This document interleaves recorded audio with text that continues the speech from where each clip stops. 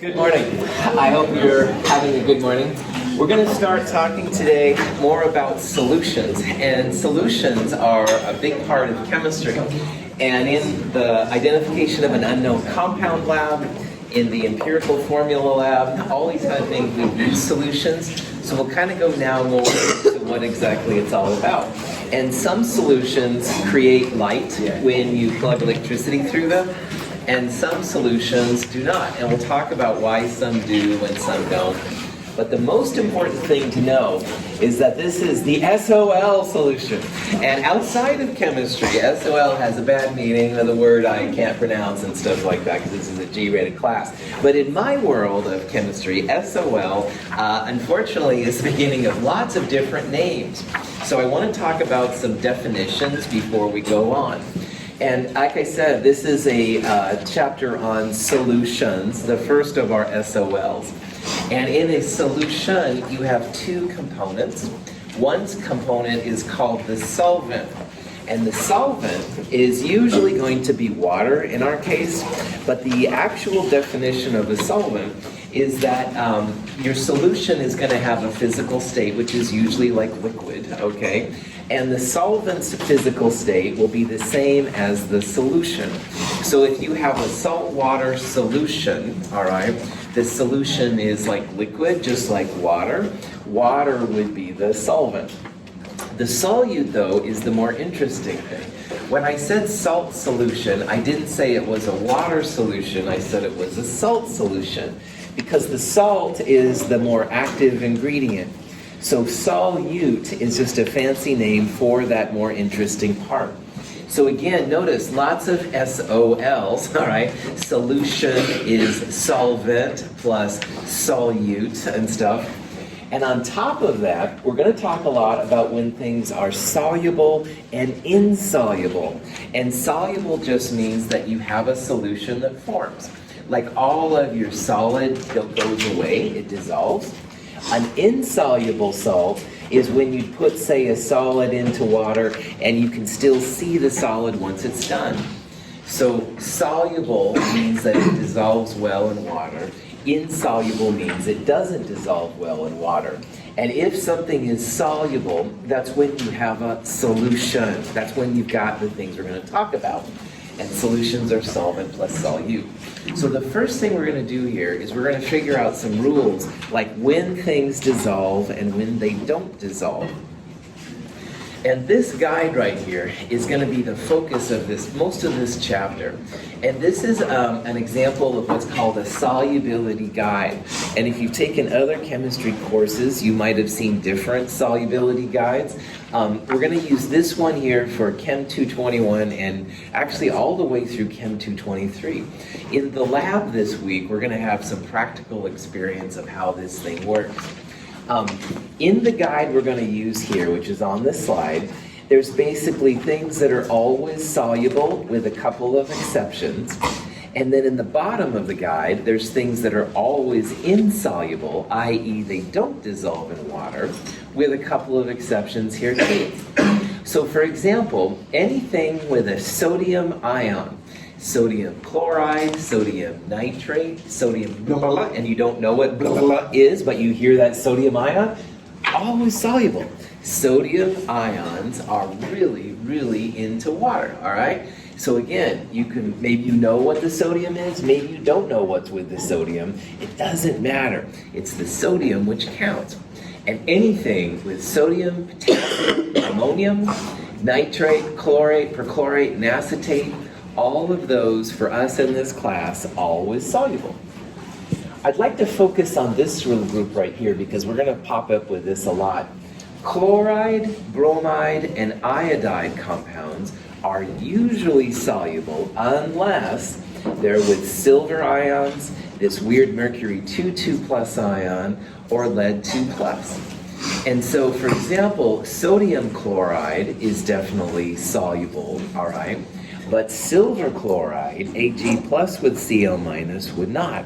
So what that means is that if you had a handful of sodium chloride and you put it in water, it's going to be soluble. It's going to dissolve, all right?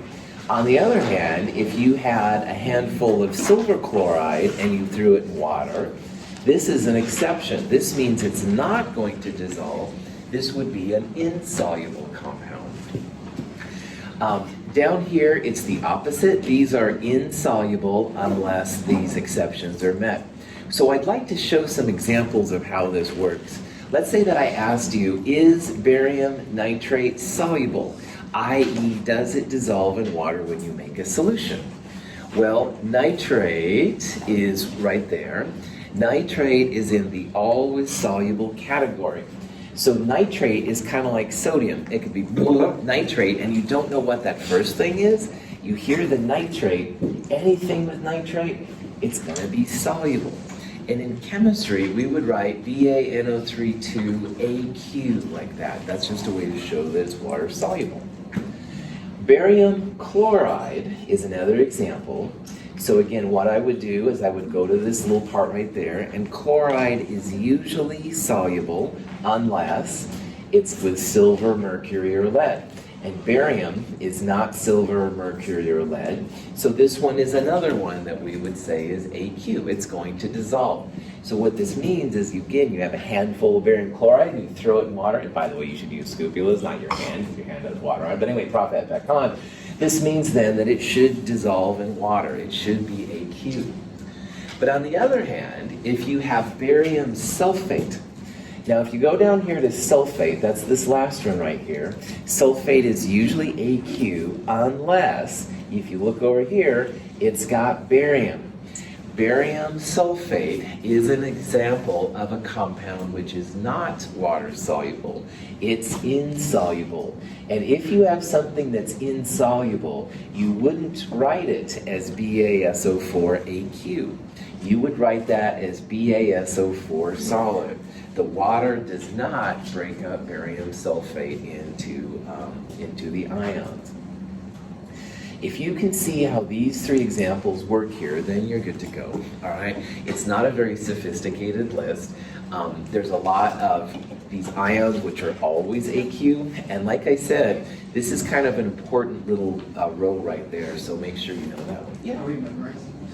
I would become very familiar with it. I hate to use the word memorize under any circumstances, but if forced to, I would say, yeah, memorize it, but I don't think you're going to have to.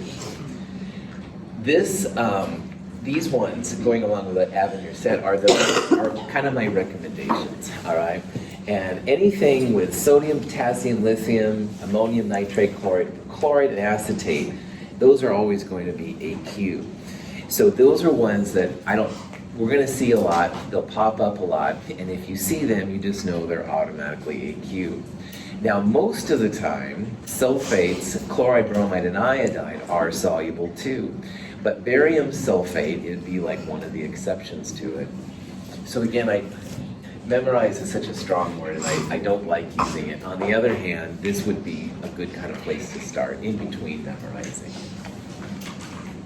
Let's do an example and see how this goes. So one of these in this list is insoluble, which means it doesn't dissolve in water. So you put this compound in water and solid remains. Now, again, that magic list can be really helpful for you, so you don't have to memorize it. Anything with sodium, AQ. Anything with potassium, AQ, all right? Anything with ammonium or nitrate, AQ.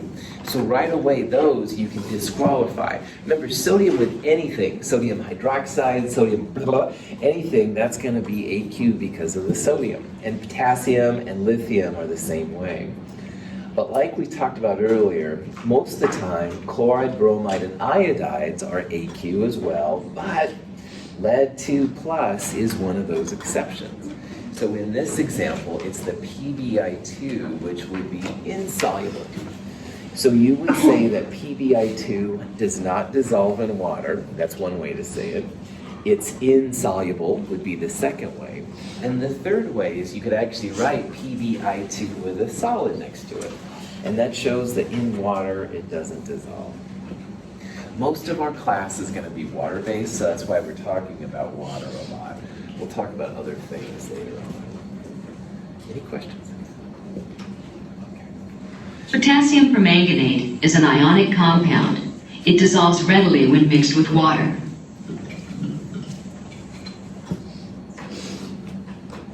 Dissolution involves the breaking of the bonds that hold the compound together.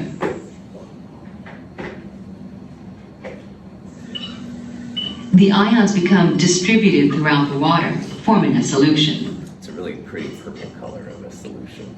Water molecules are made of hydrogen and oxygen. The hydrogen side of the molecule has a positive charge. The oxygen side is negative.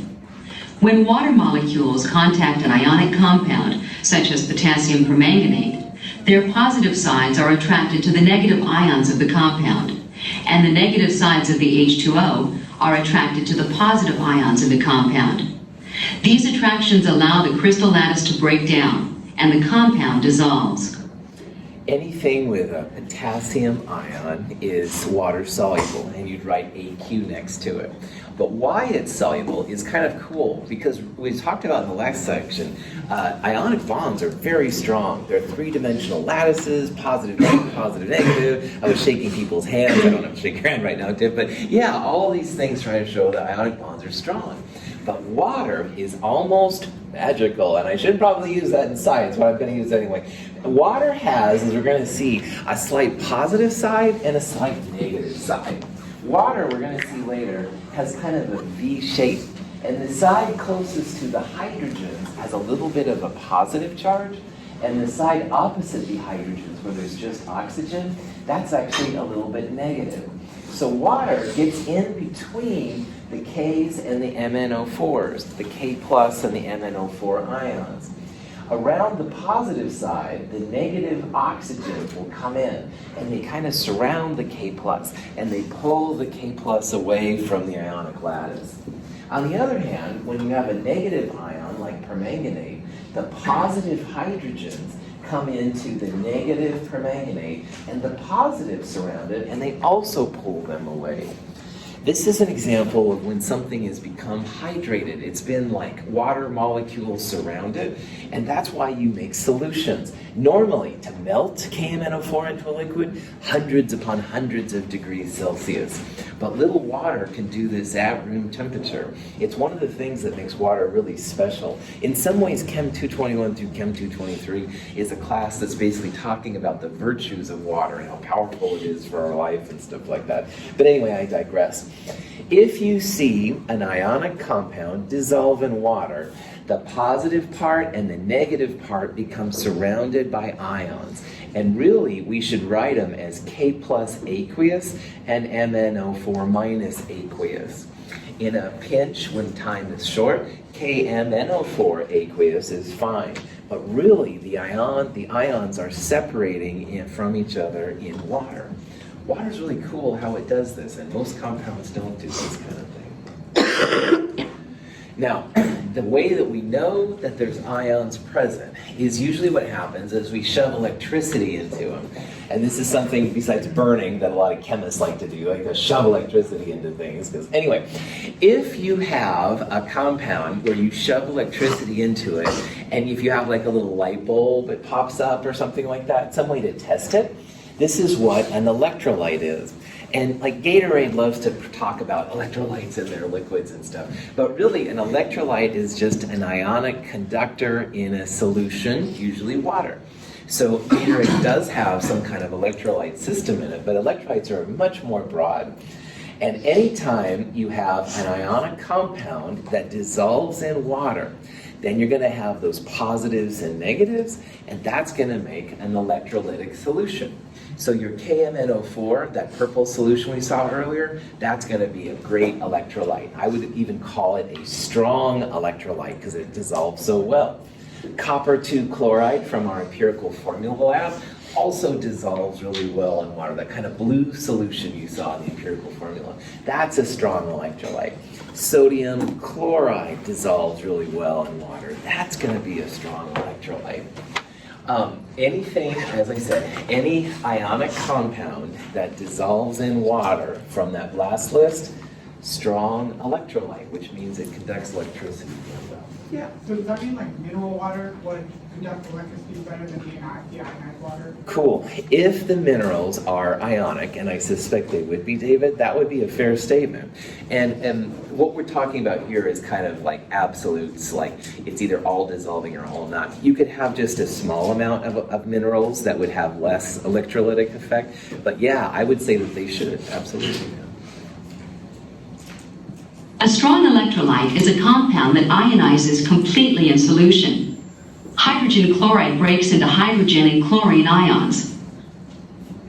Hydrochloric acid, HCl in water, is quite a bit different than hydrogen monochloride, HCl without the water. Initially in this little picture, it showed the H's and the Cl's together, all right? Those guys are the pure gas form, all right? And HCl as a gas is a whole different ballgame.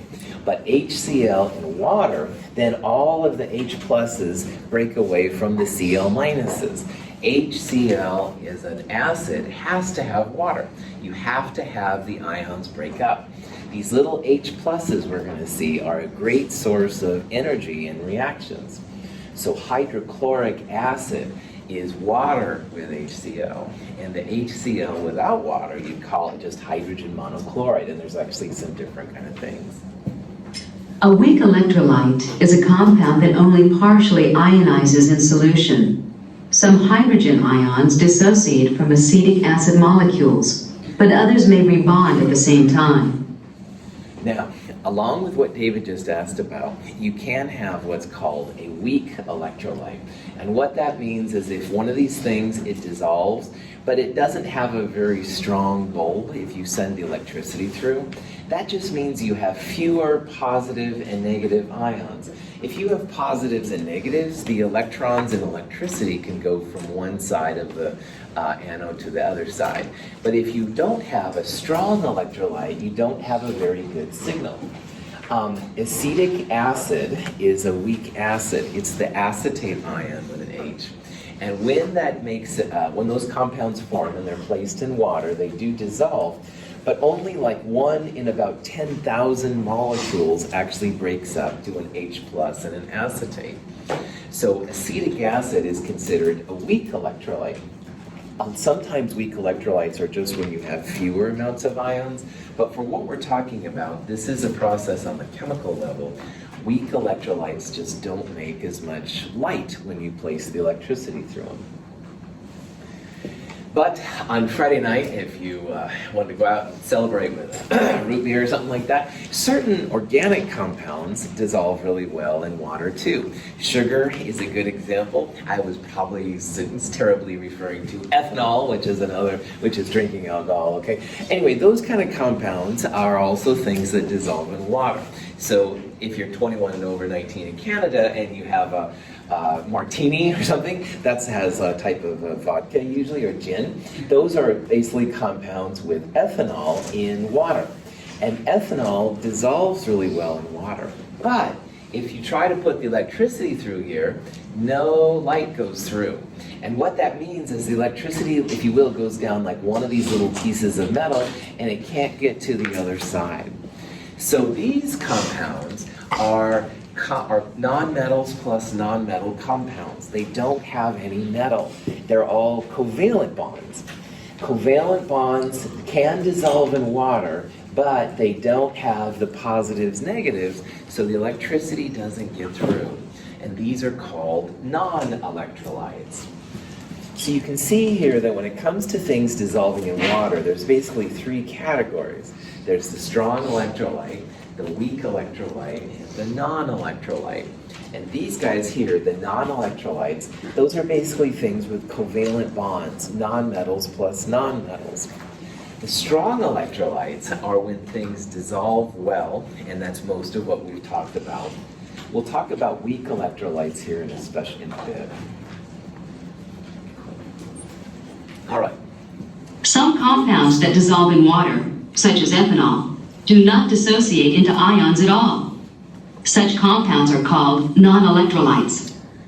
It's a good thing that things like drinking alcohol don't dissociate. You'd probably end up with an acid and No one wants to drink acid, trust me. So anyway, so it's a whole different kind of thing. But again, it has to do with the kinds of bonds. If you have ionic bonds, positives and negatives, those are when you start making electrolytes. These non-metal covalent bonded things just kind of sit there, and that's cool too. Now, to figure out the weak electrolytes, we're going to see in a little bit that weak electrolytes come from weak bases and weak acids. So I want to talk here a little bit more about acids again. Acids, as we saw, usually or should have the H listed first, all right? So all 5 of these are acids, all right? There are strong acids and there are weak acids. And all strong acids are strong electrolytes. These 4 acids right here are 4 examples of strong acids, all right? They really they dissociate 100% in water into H plus and whatever's left. Hydrochloric acid is a strong acid. The compound hydrogen chloride ionizes completely, so many ions are free in the solution. So what this also means is that if you had a mole of HCl and you placed it in water, you would end up with a mole of H plus ions and a mole of chloride ions. You would have no more HCl together. All right, 100% of them would break up into the ions. A water molecule consists of 2 atoms of hydrogen and 1 of oxygen. Water molecules are attracted to a hydrogen ion or proton to form a conglomeration. There are often 6 and sometimes more water molecules around an ion. Because the hydrogen ion is so small, it is thought to have an average of 4 water molecules associated with it at any time. It's water's fault that we're having all these issues, but just like water was able to break up the K plus and the MnO4 minus from each other, water really likes breaking up the acids. And the little H pluses right there, again, are surrounded by waters. The oxygen is kind of the negative side, and the hydrogen is kind of the positive side. And those waters will surround the H plus in HCl, for example, and pull it away. So you can see in this picture here, we end up with what's called a hydronium ion. And a hydronium ion is something we'll talk about more later. It's basically a water with an H plus on it. And hydronium is the way that we'll talk about how much acid and how much base is present later. In HCl's case, water just loves this H, and it's able to pull all of them away from chloride. So if you put in 0.1 moles of HCl, you would then have 0.1 moles of hydronium and 0.1 moles of chloride. You wouldn't have any more of those HCl's together. Water just loves breaking up the H plus from the Cl minus and HCl. Hydrofluoric acid is a weak acid because it only partially ionizes. At any one moment, most of the HF molecules have not split into their ions.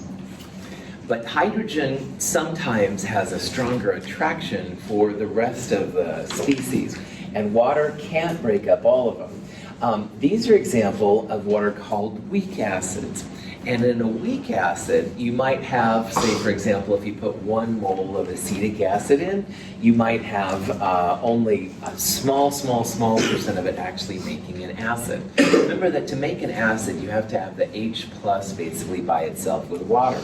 And acetic acid, water is able to take this hydrogen a little bit away. Maybe, as I said earlier, like 1 in 10,000 molecules, water can pull this H plus off. But most of the acetic acid stays as acetic acid. It doesn't dissociate into the ions. So these weak acids, there's thousands upon thousands of them, we'll talk about that in a little bit. These weak acids don't break up very well in water. So they're also weak electrolytes, like if you put electricity through these, the light would go on very much. All weak acids are weak electrolytes. They don't make the light bulb go on very strong. Now, bases are the opposite of acids, and bases are usually a type of a metal hydroxide. So just like water was able to break up the acid into H plus and something else, The bases, when water gets to them, water is able to separate out a hydroxide. OH minus is the hydroxide, and that's the way to tell that you have a base present. NaOH, sodium hydroxide, is a strong base because it dissociates completely. In aqueous solution, it breaks into sodium cations and hydroxide anions. NaOH comes in little crystals. If you've ever seen Drano crystals, that's basically what NaOH is. And NaOH by itself is not a base, but you add water to it. Now water is able to separate out the negative hydroxides from the positive sodiums. And if you have hydroxides running around in water, which I would list as OH minus AQ to show that they're separate, that is the base. The base power comes from the hydroxide, we'll see. So strong bases dissociate 100%, which means they're no longer NaOH, they break up. You have Na plus and OH minus. And those guys are strong electrolytes, 100%. On the left is H2O, water. On the right is NH3, ammonia. The dots and lines represent electrons. Ammonia acts as a base in water.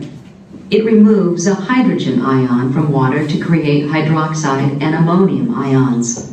In solutions, only a few hydroxide ions are created at any one time, so ammonia is a weak base. Sometimes you don't want the full power of sodium hydroxide, you want a base which is weaker. And one reason I've been harping on ammonia so much is that ammonia is an example of a weak base. Now ammonia doesn't have any OH in the formula, but what happens is ammonia reacts with water and it basically steals one of the H pluses from water to make that ammonium cation. And in the process, ammonia creates a hydroxide. Hydroxide is the active part of a base. So if you want a weaker base, not like the strong Drano sodium hydroxides, potassium hydroxides, a weak base doesn't create as much hydroxides as the other one does. So weak bases are also weak electrolytes. They don't conduct electricity to the same way. So notice here that strong acids and strong bases are strong electrolytes. What that means is they go into water, the cation and the anion separate, and it's 100% separation. So you put 1 mole NaOH in, you get 1 mole of Na plus and 1 mole of OH minus. But weak acids and weak bases, which we're talking about like right here, don't break up 100%.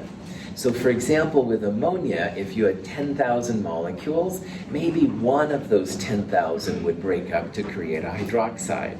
You don't have the same amount of hydroxide power or base power. So weak acids and weak bases are weak electrolytes. They don't conduct each other quite as well. So you can see that it's going to be important probably to know when you have a strong or weak electrolyte. And it's basically the weak electrolytes, the weak bases and weak acids right now, those are going to be your weak systems, your weak electrolytes. So in order to figure out if you have a strong or weak electrolyte when it comes to acids and bases, you have to realize, and we'll talk about this more, but there are thousands upon thousands of weak acids and weak bases out there. Most of the foods and the drinks you consume are actually slightly weakly acidic, and there's a lot of household cleaners and stuff like that that are weakly basic. So what I recommend that people know, and this is one, going back to Avenir's question earlier, I do recommend memorizing these. There are 5 strong acids we're going to run into a lot, and 3 strong bases. You can ignore sulfuric acid for right now. There's something funny about sulfuric acid we'll talk about in Chem 223. But these first 5 acids, hydrochloric acid, hydrobromic acid, hydroiodic acid, nitric acid, and perchloric acid, those are, for our practical purposes, the only strong acids out there. We'll talk about why sulfuric acid is there in a later course. On the other hand, there's only 3 strong bases, and those are all metal hydroxides, lithium hydroxide, sodium hydroxide, potassium hydroxide. So if I said, is acid a strong or weak acid, If the strong acid is one of these 5, you'd say yes. But any other acid, it's going to be weak. There's thousands upon thousands of weak acids, and you, by all means, you can't know them. There's no, I don't know them and stuff like that. Even aspirin is down there, notice that. So any acid that's not one of these 5, we're going to consider weak, and that would be a weak electrolyte. And for bases, these are the 3 strong bases. So if the base I said I wanted you to know if it was one of those 3, you'd say strong. There's actually a lot more than just ammonia weak bases. All the other bases will be weak bases and weak electrolytes. So let's back it up a second. We're talking about solubility, when things dissolve in water and when they don't. If a compound dissolves in water, it's referred to as soluble, and you get an AQ next to it. If it doesn't dissolve in water, then you put a little S next to it, which means solid. It stays together. For compounds that do dissolve in water, you can see we're separating them into ionic and covalent combinations. Covalent, nonmetals, those would be ethanol, things like that. Covalent molecules create non-electrolytes. And what that means is you'll have positives and negatives when they break up. So acetone in water, ethanol in water, these kind of things, those would be non-electrolytes, sugar in water. Ionic compounds, we separate into strong electrolytes and weak electrolytes. And the weak electrolytes for us are going to be the weak acids and the weak bases. So strong electrolytes would be anything from that solubility list we looked at earlier that dissolves, that gets AQ, plus if you have one of these 5 strong acids or these 3 strong bases, those would also be strong electrolytes. But all the other acids and bases we're going to talk about, we can consider them to be weak electrolytes. Questions? Okay. Which one of these compounds is not an acid in aqueous solution? And aqueous, once again, means dissolves in water, okay? And remember here that most of the time the acids should have the H's listed first, all right? So this is an acid, this is an acid, and this is an acid. But you don't always see the acids with H's first, and I apologize for that. This one is an example of a compound where you can see that H is not listed first, H is not listed first either. Is NH3 an acid or a base? It's a base. Well done. Ammonia is a common base. I want you to know that that's a common base. So by default, that makes that not an acid. This guy right here is acetic acid. And some of you and I have had conversations about how there's so many different ways to write this freaking thing. I would prefer the H listed first, but a lot of times in the literature, you'll see acetic acid listed this way. Acetic acid is a weak acid. That H there is not very acidic, and so some chemists think that's not as important. But when you're learning acids, that's kind of fascist, so sorry. Questions? Good. When we put magnesium metal into aqueous hydrochloric acid, the two react. Aqueous magnesium chloride is formed along with gaseous hydrogen. This next section is about what I call the action of the reaction, the parts that actually come together, and that's kind of cool. But on a practical level, I want to give you a real-world example of what's happening here. Let's say that Carter and I go to lab, and we want to make some hydrogen gas, all right? Cool. We've got the magnesium, no problem, but the stockroom, out of HCl. And we're like, oh man, I've got to do it another day.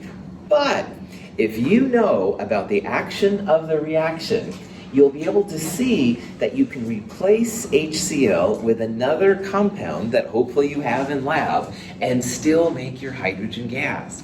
So all this next section is about chemists that forget to order things, or the stockroom runs out, or et cetera, and how sometimes you can substitute in equivalent compounds to still get what you want. And that's a real cool thing in chemistry, because as you You forget to go to the store and you don't have any sugar, all right, yeah? And this is like the chemistry version of that, and how sometimes you can scramble and find an alternative. So, in a net ionic equation like this one, all right, this is a balanced reaction, magnesium hydrochloric acid making hydrogen gas, and magnesium chloride, which dissolves. Most of the group 1A and 2A metals dissolve well. Chloride is always AQ unless it's with silver, mercury, or lead. So this is the balanced reaction, but if you remember what the AQ actually means in water, the AQ things dissociate into their positive and negative parts. So notice here what I've done on this part. I took the AQ HCl and I broke it up into H plus and Cl minus. And I also broke the MgCl2 in its positive and negative part. So it's a magnesium 2 plus and 2 chlorides. You don't break up solids, liquids, or gases ever in this section. So you don't break up this one, you don't break up the H2, you only break up the AQ things. Mathematically, do you see anything in this equation which is the same on both sides? 2Cl minus, right on. Like the 2Cl minus that are reactants and 2Cl minus that are products. Chloride has a very special meaning when it comes to net ionic equations. Those 2 Cl's in math, we would cancel out. You'd subtract 2 Cl minus from both sides and they'd be done. In chemistry, we call this a spectator ion.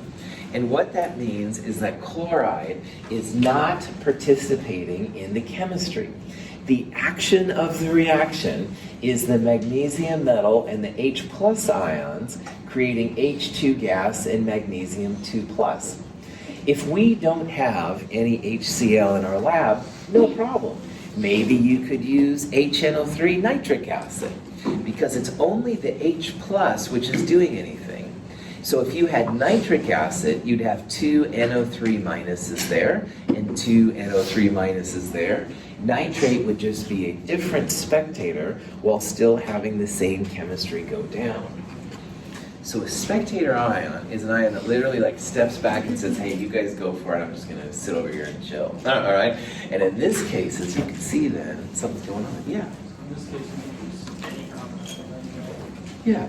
What I would do, Evan, here is I would use any acid, any strong electrolyte, strong acid, all right, that was equivalent. So you could use HBr or HClO4 or any of those kind of guys.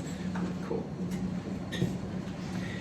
Net ionic equations are just equations without spectator ions. So once you identify the spectator, you pull them out. It's like canceling them out in math. And this thing right here in green, that's the net ionic reaction, net ionic equation, same thing. And that's showing the action of the reaction. It's magnesium metal reacting with some acid, 2H plus, to make hydrogen gas and a magnesium 2 plus ion. The chloride was just sitting on the side. We could have used a different acid. We could have had a different spectator. No problem. There's a net ionic reactions handout in the handout sections where I go through some more examples of this kind of process. It's not hard. You'll see that some spectators are more common than others. But remember, the ultimate goal here is just you go to lab, you're set to use HCl, no HCl. So why not use HNO3 or HBr, something like that? Substitution can still make your chemistry happen. Okay. A solution of lead nitrate is added to a solution of potassium chromate. A yellow precipitate of lead chromate forms, leaving potassium nitrate in solution. The potassium and nitrate ions do not take an active part in the reaction. This reaction, this person took some potassium chromate and added it to lead 2 nitrate, PbNO3. And anything with a nitrate and anything with a K plus is automatically AQ. On the other side then, you can see here what happened is potassium started dancing with nitrate to make KNO3, and the Pb and the CrO4 came together. And on this reaction, PbCrO4 is insoluble. If you look up in that solubility guide we started out this lecture with, chromate is usually an insoluble ion. So chromate, right, usually solid, it doesn't dissolve. Sodium would be an exception, so sodium chromate or potassium chromate, but most things with chromate become insoluble. This kind of beautiful yellow compound is what PbCrO4 looks like. Now, pulling out the spectators, all right, K plus is aqueous all the time, and nitrate is aqueous all the time. So aqueous parts, K plus and NO3, they're both spectators. They're both just sitting on the side. This is the action of the reaction, the net ionic reaction, where after PbCrO4, we could have used sodium chromate here maybe, or maybe lead chlorate, another example of a compound that's aqueous. You can make substitutions and still get the same chemistry. Here's a reaction between potassium hydroxide and iron 2 chloride, all right? And we want to find out what the spectators are. Now, there's lots of different ways to do this problem, but one thing you should know is that on the product side, anything that's a solid, liquid, or gas, the parts that go into those will not be spectators. So what that means here is that the iron plus 2 and the hydroxide are not going to be spectators. They're making this solid, and a spectator has to be AQ on both sides.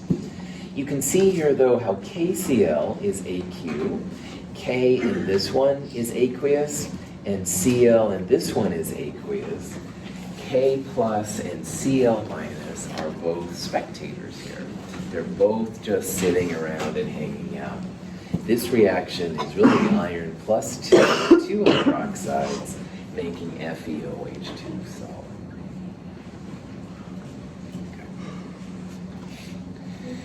These reactions are very common in chemistry, and I called it a dance earlier for a reason.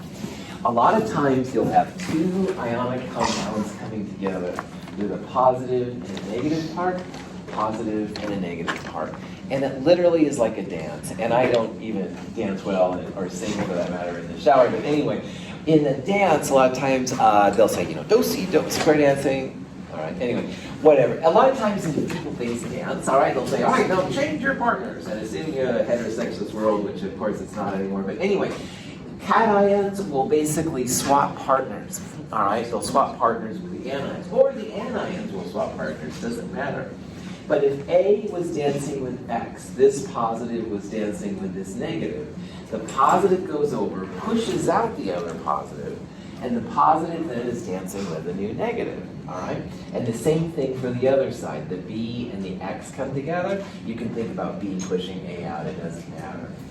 This is called an exchange reaction. And an exchange reaction is literally where the cations trade places with each other or the anions trade places with each other, but you have a new combination.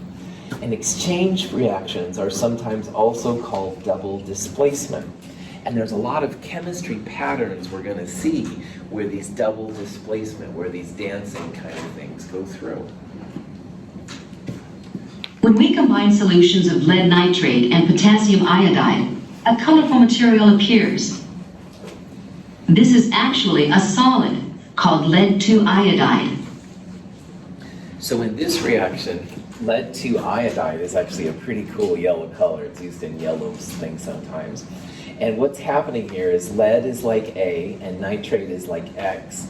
And the lead A comes over to the other positive part K, so K here would be B. And the lead pushes the K out. The K starts dancing with nitrate. Now, notice that all the charges are the same. So lead is positive 2 and potassium's plus 1. So when potassium comes together with nitrate, which is negative 1, it's K plus NO3 minus KNO3. But lead positive 2 with iodide negative 1, you're going to need PbI2 over there. So the charges don't change. You sometimes have to adjust then for the numbers of ions. But again, it's the dance, all right? It's the dance. The lead and the K are trading partners. The NO3 and the I minus get new metals to dance with. Yeah. So the 2 stays with the K then? Yeah. Well, it stays with the K because it's a positive one, negative one in both cases. Like K plus, NO3 minus, K plus, I minus. Over here, it's a 1 to 2 because lead is a positive 2 and nitrate's negative 1. And the same thing down here too, all right? It's positive 2 lead, negative 1. That's really where the 2 and 1 thing comes from. Good question. The reason why displacement reactions happen is something forms, something happens that calls it. And in chemistry and in science, a lot of times these are called the driving forces. When I'm hungry, I'm more likely to go pick up Chinese food. If I'm not hungry, I'm not as interested in Chinese food. All right, and that's a stupid reason, but my hunger would be the driving force in getting myself in my vehicle and driving there. A driving force in science is usually put into if a solid is made, or sometimes a liquid or a gas. You'll see this. This is an example where the driving force, the hunger that makes you get in your car, the driving force is the formation of a solid.